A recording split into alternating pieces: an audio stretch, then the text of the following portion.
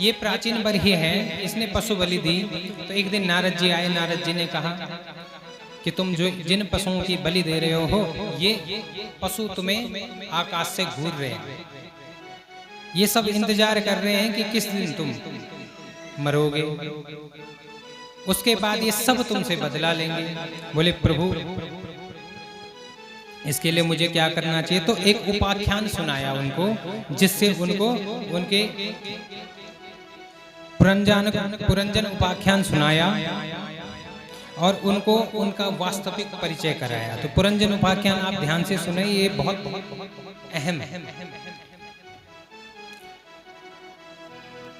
एक है पुरंजन और एक है उसका मित्र अविज्ञात। अब अविज्ञात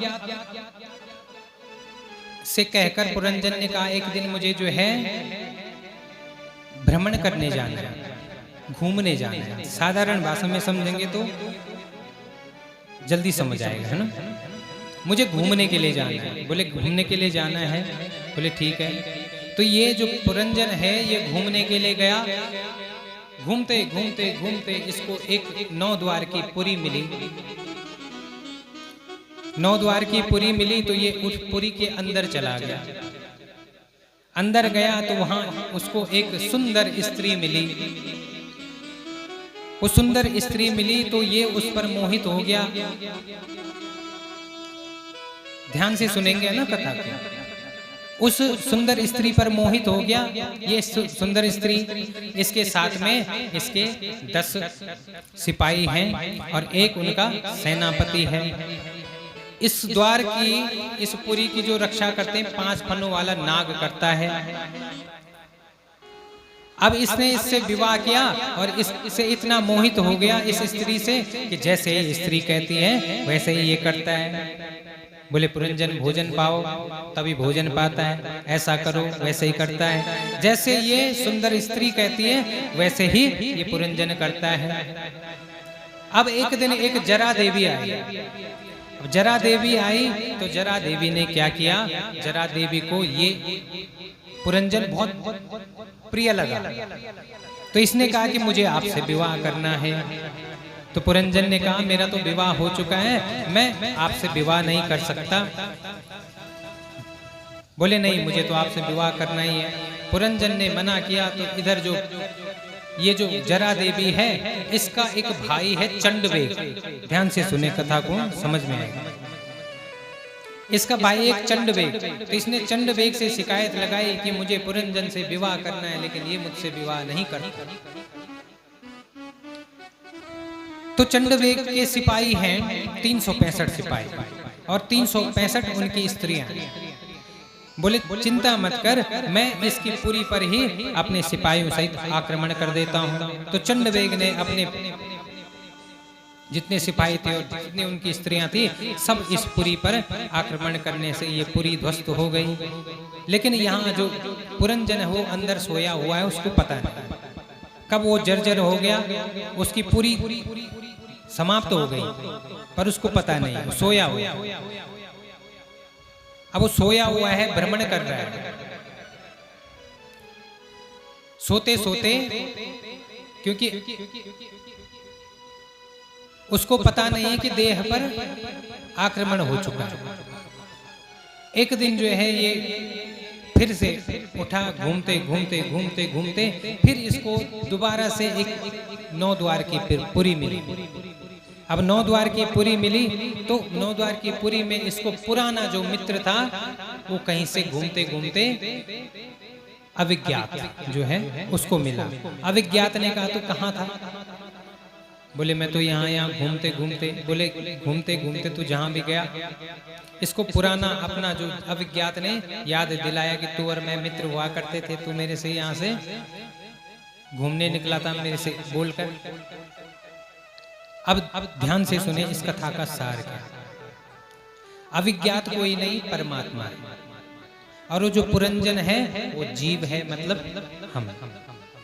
अब उस जीव को भगवान ने वहां से कहाँ भेजा? इस पृथ्वी लोक में घूमने के लिए भेजा। भेजा तो 9 द्वार की जो पुरी मिली, ये शरीर ही 9 द्वार है। इस शरीर में 9 द्वार है कि नहीं? शरीर 9 द्वार, तो इस 9 द्वार की पुरी में भेजा और इसके अंदर जो ये स्त्री है, सुंदर स्त्री, ये बुद्धि है। तो इस बुद्धि से इस आत्मा को, क्योंकि पुरंजन है आत्मा, जीव, इसको प्रेम हो गया, इसने इससे विवाह कर दिया। अब जो ये सुंदर बुद्धि है, इसके जो सेनापति हैं, सिपाही हैं, वो 10 सिपाही, 5 कर्मेंद्रियां और 5 ज्ञानेंद्रियां हैं। और इनके ऊपर जो सिपाही है, इनका सेनापति है, वो है मन। और जो 5 फनों वाला नाग है, वो है प्राण, अपान, उदान, समान, व्यान। ये 5 फनों वाला नाग, ये इस शरीर की रक्षा करता है, मतलब प्राण है कुल मिलाकर। जो प्राण है, जब तक प्राण है तभी तक तो शरीर है कि नहीं? अब इससे जो जरा देवी मिलने आई, वो जरा देवी और कुछ नहीं, जरा कहते हैं बुढ़ापा। तो जो बुढ़ापा है, उस इस सुंदर शरीर से प्रेम करना चाहता है, विवाह करना चाहता है। तो कोई चाहता है कि मैं बूढ़ा हूं? बुढ़ापा कोई नहीं चाहता, इसलिए जरा देवी से ये विवाह करना, जरा देवी ने कहा कि मुझे विवाह करना, इसने मना किया। अब जरा देवी ने अपने भाई चंडवेग, चंडवेग कौन है? काल चक्र, समय। चंडवेग कौन है? समय। तो समय के जो सिपाही हैं, वो कौन है? 365 दिन, जो 365 सिपाही, वो 365 दिन है, और जो इनकी स्त्रियां हैं, वो 365 रात।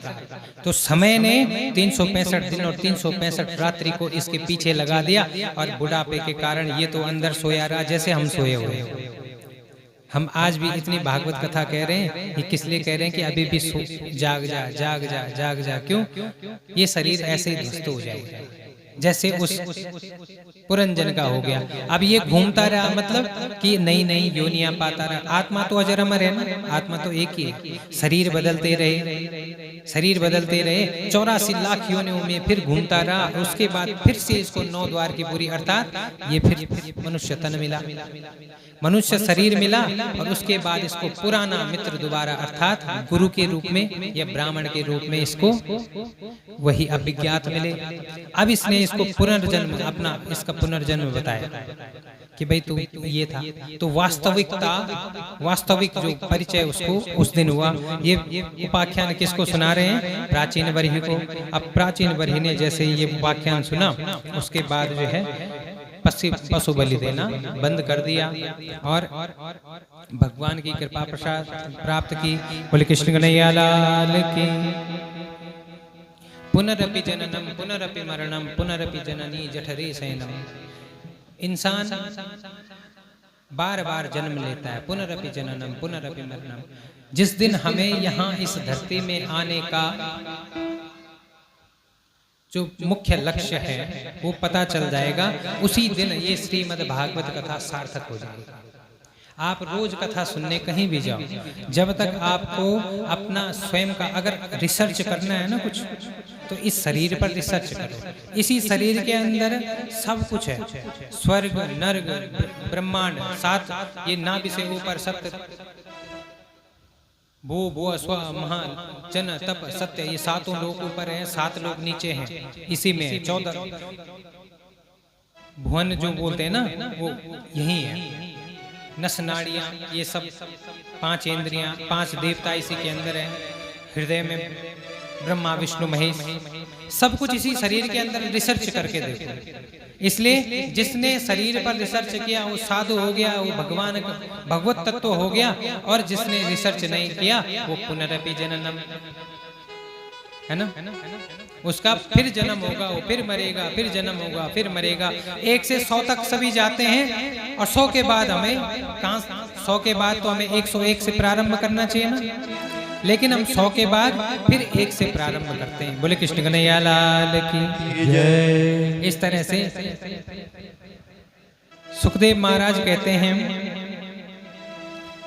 मनु महाराज का जो दूसरा पुत्र था वो है प्रियव्रत। प्रियव्रत है, प्रियव्रतो भागवत आत्मा रामः कथम मुने गृहे रमत यन्मूला कर्म बंधः पराभव। प्रिय व्रत क्या है? उत्तम व्रत, उत्तम नियम। व्रत का मतलब क्या है? व्रत का मतलब होता है नियम। जिसके जीवन में उत्तम व्रत है वही प्रिय व्रत है ना। आजकल लोग क्या सोचते हैं? व्रत रखने का मतलब ये सोचते हैं कि सुबह से भूखे रहो शाम तक, इसको व्रत कहते हैं। नहीं, व्रत का अर्थ होता है नियम। आपने अपने जीवन में जितने व्रत रखे उतने व्रत में, प्रत्येक व्रत में अपने एक भी अपने अंदर की बुराई कम कर दी, वही व्रत है। एक बुराई एक व्रत में छोड़ दो, यही व्रत का अर्थ होता है नियम। खाली पेट रहने से अगर व्रत होता तो भिखारी तो 4-4, 5-5 दिन से भूखे पड़े, उनको तो कब मिल जाता? क्या नहीं मिल जाता? भूखे रहने से व्रत नहीं होता। उस परमात्मा का ध्यान करना और दुखियों की सेवा करना, और एक बुराई जिस दिन जो व्रत रखे वो उस दिन संकल्प ले ले कि आज मुझे ये बुराई अपने अंदर की छोड़नी है। लेकिन बुराई छोड़ेंगे तब जब अपनी बुराइयां खुद को बताएंगे। हम अपना रिसर्च नहीं करते। समस्या हमारे जीवन में ये है कि हम खुद का रिसर्च नहीं करते। जब तक अपने शरीर का रिसर्च नहीं करोगे तब तक नहीं जान पाओगे को हम मैं कौन हूं। बच्चा जब पैदा होता है तो काँव काँव करता है। काँव काँव का मतलब को हम उस समय यही कहता है कि मैं कौन हूँ, मैं कौन हूँ। लेकिन तुरंत मैया कहती है ला मेरे बेटे को इधर ला। पिता कहता है अरे मेरे बच्चे को इधर ला। हैं? चाची कहती है मेरे भतीजी को इधर ला। दादाजी कहते हैं मेरे पोते को इधर ला। सारे बंधनों को उसी समय माया में गिर जाता है। तो कहने का अर्थ है जिसके जीवन में नियम आ गया। व्रत का मतलब है संकल्प, और संकल्प जिसने हर व्रत में एक संकल्प ले लिया कि आज मुझे अपने अंदर की ये बुराई खत्म करनी है, समाप्त करनी है, समझ लो उस दिन व्रत सफल हो गया। लेकिन आज तो जिस दिन व्रत होता है पहले डिमांड रखी जाती है। पहले दिन भाई कल मेरा व्रत है? एक तो आलू के गुटके बने हुए, दूसरा अरे आलू से तो आजकल कई तरह के फलाहार बनते हैं। फल ले आना जी, कल मेरा व्रत है। आजकल वो व्रत में क्या क्या बनाते हो, नई नई चीजें बनाते हो तल के, है ना। इतना भोजन और दिन कभी नहीं करते जितना भोजन व्रत के दिन कर देते हैं। आज मेरा व्रत है और 36 लोगों को बता चुके हैं कि मेरा व्रत है। ये कोई व्रत हुआ? व्रत का अर्थ है संकल्प, नियम। तो एक नियम बना लो एक दिन का, यही है प्रिय व्रत। तो प्रिय व्रत है। इतने प्रतापी राजा हुए प्रियव्रत कि इन्होंने 7 दिन में पृथ्वी की 7 प्रदक्षिणा की और 7 द्वीप बना दिए, 7 सागर बना दिए और अपने पुत्रों को 7 द्वीपों का अधिपति बना दिया। बोले कृष्ण कन्हैया लाल की जय। उनमें से जम्बू द्वीप, हम कौन से द्वीप में हैं? हम कौन से द्वीप में हैं? जिसको पता हाथ खड़े करेंगे।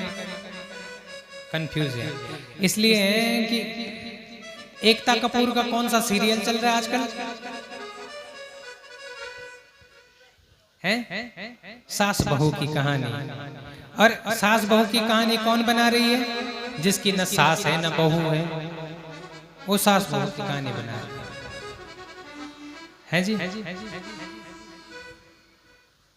घर हो तो ऐसा, ऐसे ऐसे ऐसे वो जो नाटक बना रही हैं एकता कपूर, कैसे कैसे नाटक बना रही है। घर हो तो ऐसा, और उसका आज तक घर ही नहीं बसा।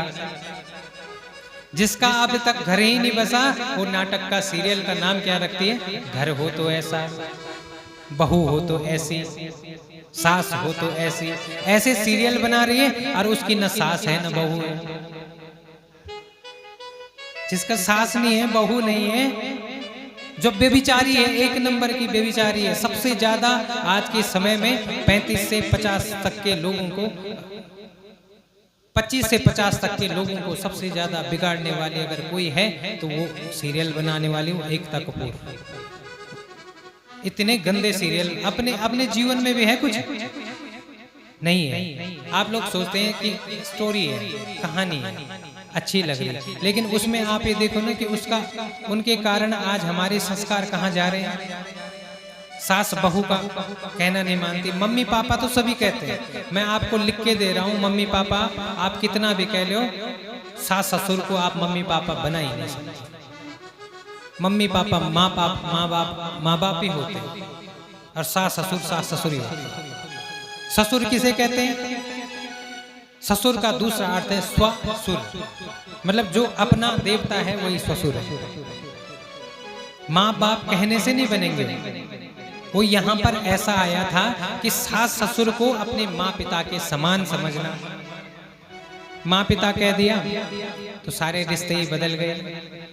ससुराल में आजकल रिश्ते किसने बदले? उन्हीं सीरियलों ने नहीं बदले। जो जेठ बोलते थे, जिसको जेठ बोलते थे, बोले उनको भाई साहब बोलो। जो देवर है उसको छोटा भैया बोलो। अरे उनको मानो ऐसा, लेकिन रिश्ते जो जहां पर जिसकी हमारे पूर्वजों ने जो रिश्ते बना रखे हैं ऐसे ही नहीं बना रखे, उनका मान भी तो करो। क्या आजकल जो है मम्मी पापा बोलते हैं जो अपने सास ससुर को, क्या वो अपनी मम्मी पापा की तरह समझते भी हैं उनको?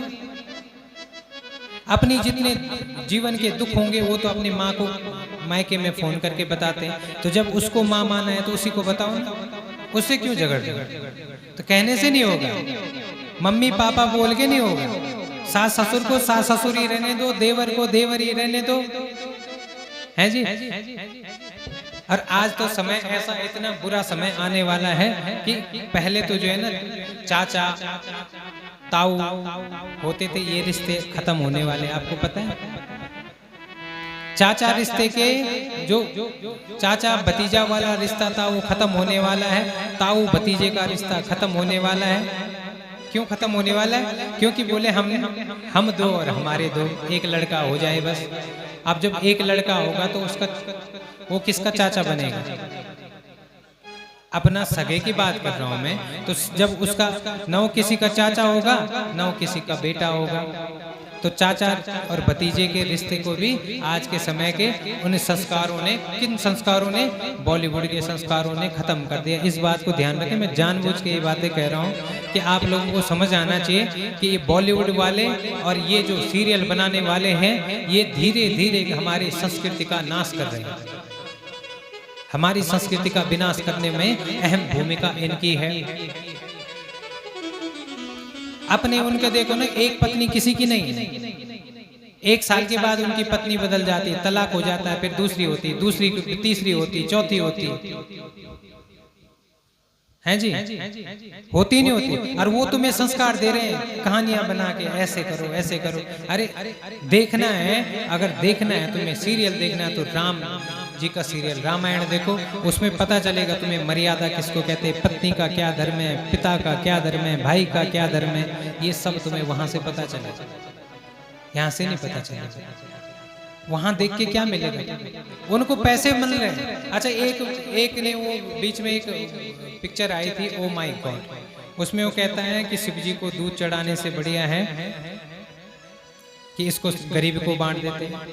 तो हम भी कहते हैं कि जो 300 रुपए का जो तुमने टिकट हुआ तुम्हारी पिक्चर को खरीदने से बढ़िया हम किसी भिखारी को दे दें, ये भी तो हो सकता है। उसके लिए क्यों प्रचार नहीं किया? अरे शिव हमारे गार्जियन है और हमारी मर्जी है, हम अपने गार्जियन को क्या दें? भिखारी का जो बनता है उसको हम अलग से देंगे, लेकिन जो हमारा प्रभु है, जो संचालक है इस पृथ्वी का, उसके लिए हमारे भी तो कोई दायित्व बनता है कि नहीं बनता? तो हम तो इसलिए देते हैं। तो कहने का अर्थ है कि प्रिय व्रत वही है जिसके जीवन में प्रिय संकल्प हो। इनके हम कौन से खंड में हैं? अजनाब खंड में। और अजनाब खंड हम बोलते हैं ना अभी, जम्बू द्वीपे भरतखंडे भारतवर्षे आर्यावर्तांतर्गत पुण्य पवित्र देशे, ये संकल्प का भी सुनते हो पूजा में? आर्यावर्त है, जम्बू द्वीपे भरतखंडे, ये भरतखंड है, 9 खंड हुए ना, उनमें भरतखंड है, जम्बू द्वीपे भरतखंडे भारतवर्ष, आर्यावर्त आर्यों का बसाया हुआ। है ना। अभी जो है कौन सा संवत्सर चल रहा है, आपको पता है कौन सा संवत्सर है? नहीं पता है, क्योंकि हमें बेसिक जानकारियां पता ही नहीं है, और तब हम अपने धर्म को मानते, अरे कुछ नहीं है धर्म, कुछ नहीं होता, पूजा कर, क्या होता है? मूल एक जानकारी नहीं है और कहते हैं कि कुछ नहीं होता है, और जब जानकारी है ही नहीं। अभी आपको जो है आगे जाके बताऊंगा कि जो साइंस ने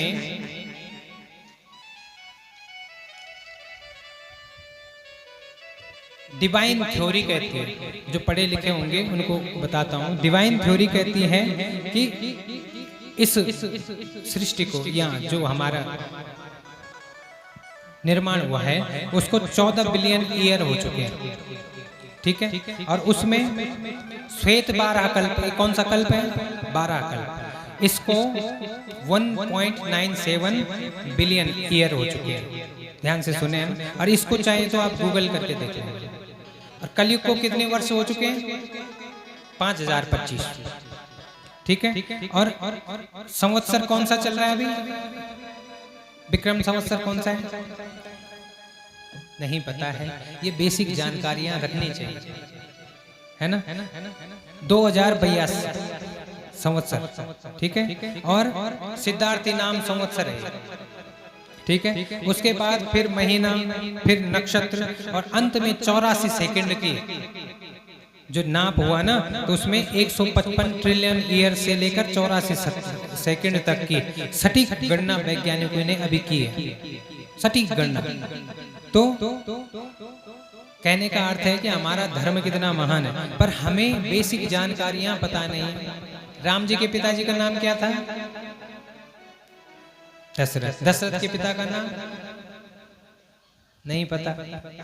हाँ, कुछ लोगों को पता होगा, लेकिन कहने का अर्थ है ये मूल जानकारियां हैं, इन्हें हमने जीवन में रखना है। तो अजनाब खंड में जो जम्बू द्वीप है, जम्बू द्वीप में के राजा हुए आग्नेय। आग्नेय के 9 पुत्र हुए, उन्हीं 9 बेटों को जो है 9 खंड दिए, जिनमें पहला खंड हुआ अजनाब खंड। अजनाब खंड का राजा बना गया नाभिको। नाभिक के, और इन्हीं नाभिके हुए ऋषभदेव भगवान। बोले ऋषभदेव भगवान की जय। ऋषभदेव भगवान जो है जैन धर्म के प्रवर्तक भी माना जाता है ना। तो इस तरह से ऋषभदेव के 100 पुत्र हुए, उनमें से सबसे बड़े बेटे जो है भरत हुए। और जिन प्रतापी भरत के कारण इस वर्ष का नाम क्या पड़ा? भारत वर्ष। बोले भारत माता की जय। जहाँ डाल डाल पर सोने की चिड़िया करती है बसेरा, ओ भारत देश है मेरा, ओ भारत देश है मेरा।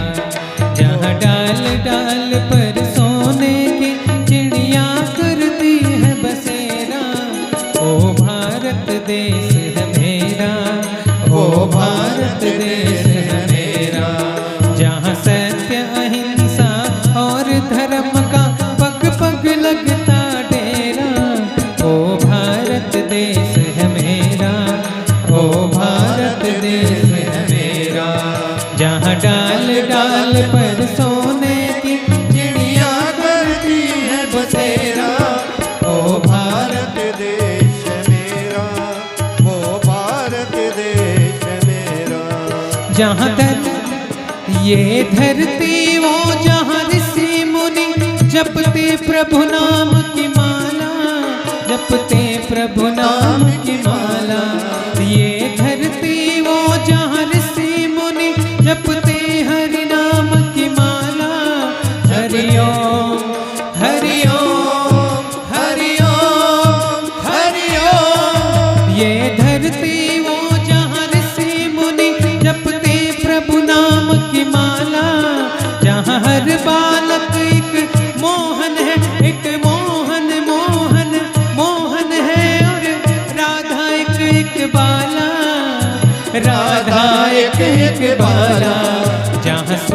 रोज सबसे पहले आकर डाले अपना डेरा। ओ भारत देश है मेरा, ओ भारत देश है मेरा, जहाँ डाल डाल पर सोने की चिड़िया करती है बसेरा। ओ भारत देश है मेरा, ओ भारत देश। बोले भारत माता की हो।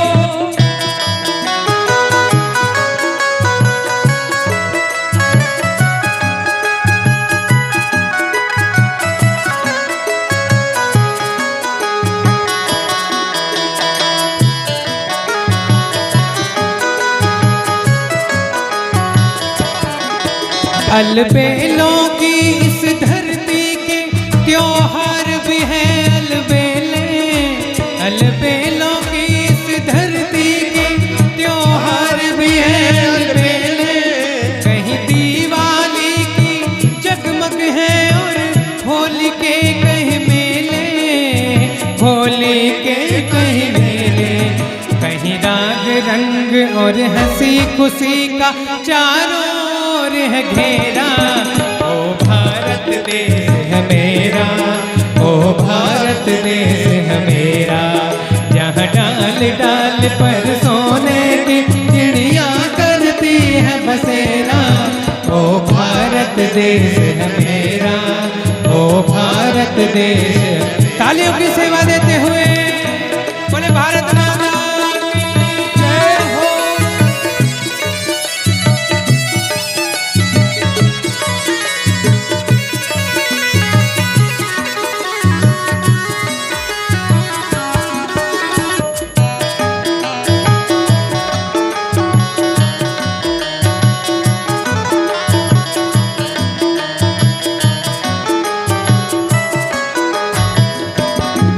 जब आसमान से बातें करते मंदिर और शिवालय, हरिओम हरिओम हरिओम हरिओम। जहाँ आसमान से बातें करते मंदिर और शिवालय, जहाँ किसी नगर और किसी द्वार पे कोई न ताला डाले, कोई न ताला डाले। जहाँ प्रेम की बंसी और बजाता, जहाँ प्रेम की बंसी और बजाता आया शाम सवेरा। ओ भारत देश है मेरा, ओ भारत देश है मेरा, जहाँ डाल डाल कर सोने की चिड़िया करती है बसेरा। ओ भारत देश है मेरा, ओ भारत देश मेरा। जय भारती जय भारती जय भारती जय भारती जय भारती जय भारती जय भारती जय भारती। बोले भारत माता की जय। अपि स्वर्णमयी लंका न मैं लक्ष्मण रोचते, जननी जन्मभूमिश्च स्वर्गादपि गरीयसी। बोले भारत माता की जय। लक्ष्मण जी ने कहा कि प्रभु लंका हम जीत चुके हैं, ये लंका अब हमारी हो गई। तो राम जी ने कितना सुंदर कहा कि अपि स्वर्णमयी लंका न मैं लक्ष्मण रोचते, जननी जन्मभूमिश्च स्वर्गादपि गरीयसी।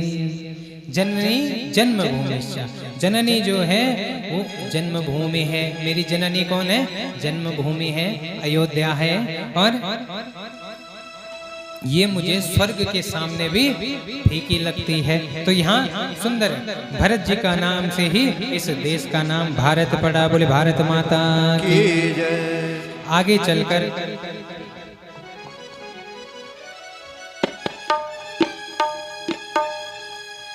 ये जो भरत जी हुए, इनके जो 5 पुत्र थे, इनके पास 5 पुत्रों के पास आज भरत जी तपस्वी थे, धर्मात्मा थे, तो अपना सारा राजकाज इन 5